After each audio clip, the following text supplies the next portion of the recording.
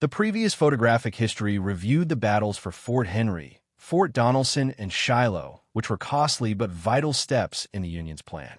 Control of the rivers meant control of the heartland, and with Tennessee bloodied, the focus shifted south. New Madrid, Island No. 10, and New Orleans remained formidable obstacles. The fight for the Mississippi was far from over. In this video, we follow the Union's campaign to seize these strongholds, key battles that would bring them closer to splitting the Confederacy in two. The campaigns for New Madrid, Island No. 10, and New Orleans.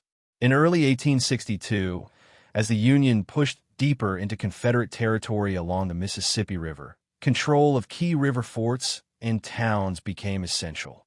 The twin victories at Fort Henry and Fort Donelson had opened the door for Union forces to advance southward, but the Confederacy still held key strategic positions at New Madrid, Island No. 10, and New Orleans. Union strategy, part of the Anaconda Plan, aimed to seize the Mississippi River, cutting the Confederacy in half. These campaigns would be among the first major steps toward that goal. The campaign for New Madrid and Island No. 10, February, April 1862. With Union forces advancing, Confederate troops fortified New Madrid, Missouri, a key stronghold on the west bank of the Mississippi.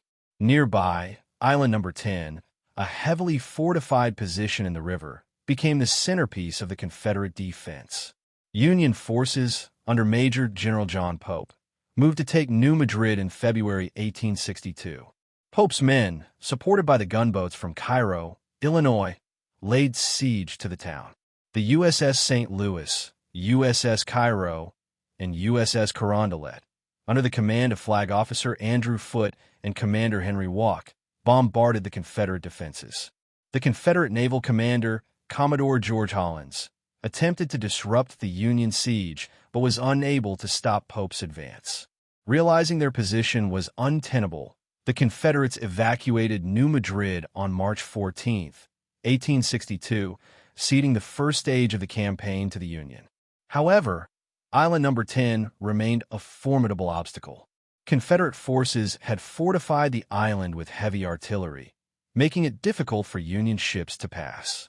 To break the stalemate, Commander Henry Walk took the ironclad USS Carondelet on a daring night run past the Confederate batteries on April 4th, followed by the USS Pittsburgh a few nights later. This allowed Union troops to cross the river and flank the Confederates. Facing encirclement, the Confederates surrendered Island No. 10 on April 8, 1862, marking another major Union victory along the Mississippi. The fall of the island opened the river further south, paving the way for the next phase of the campaign. With the upper Mississippi under increasing Union control, the focus shifted southward to New Orleans, the largest city in the Confederacy and a crucial port. Defended by Forts Jackson and St. Philip, the city was well protected against a river assault. The Confederate Navy, including the CSS McRae, prepared to resist any attack. Union naval forces, under Flag Officer David G. Farragut, launched the campaign in April 1862. Farragut's fleet included powerful warships such as the USS Brooklyn, USS Richmond, and USS Cairo. His objective was to bypass the forts and take New Orleans from the river. Farragut's fleet arrived at the mouth of the Mississippi in mid-April and began a relentless bombardment of Forts Jackson and St. Philip.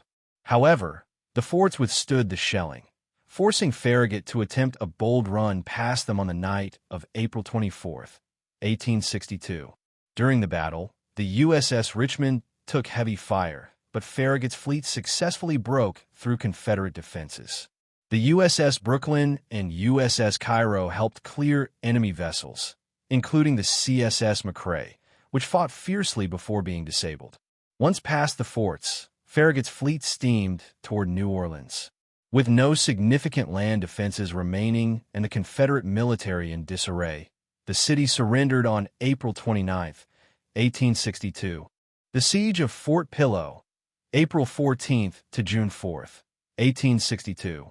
Fort Pillow, located on a high bluff overlooking the Mississippi River, was a critical Confederate defense point north of Memphis. The fort protected the approach to Memphis and was heavily garrisoned with artillery. The Confederates also relied on their river fleet, including rams and gunboats, to hold the position. Union naval forces, under Flag Officer Charles H. Davis, moved south after their success at Island No. 10, reaching Fort Pillow by mid-April. The Union fleet included ironclads such as the USS Benton, USS Cairo, and USS Carondelet, as well as converted riverboats and supply ships like the USS Red Rover. By early May, General C.C. Washburn and elements of the 2nd Wisconsin Cavalry were positioned nearby, preparing for a land-based operation. However, instead of a full-scale ground assault, the Union chose to rely on naval bombardment and pressure from the river. In late May, Confederate forces at Fort Pillow received orders to fall back to Memphis, fearing encirclement as Union troops advanced deeper into Mississippi. On June 4, 1862, the Confederates abandoned Fort Pillow, setting fire to supplies and destroying their remaining heavy artillery. The naval battle for Memphis, June 6, 1862. With Fort Pillow abandoned, Memphis was the next Union target. The city, a vital center for Confederate logistics, was defended by a small force, including a Confederate river defense fleet. On June 6, 1862, the Union fleet, under Flag Officer Charles H. Davis, engaged the Confederate river defense fleet in the Battle of Memphis. The Union fleet included several ironclads and timberclads, supported by vessels such as the USS Vindicator and the powerful ram USS General Price. The battle was short but decisive. The Union gunboats quickly gained the upper hand, sinking or capturing most of the Confederate vessels. By midday, the Confederate fleet was completely destroyed, and the city of Memphis surrendered to the Union troops occupying the city by June 6, 1862.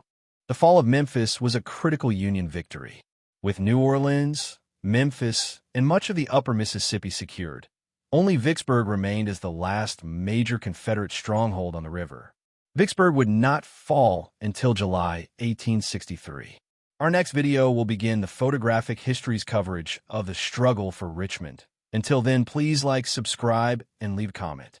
Links to other videos are found in the comment section. Thank you for your support.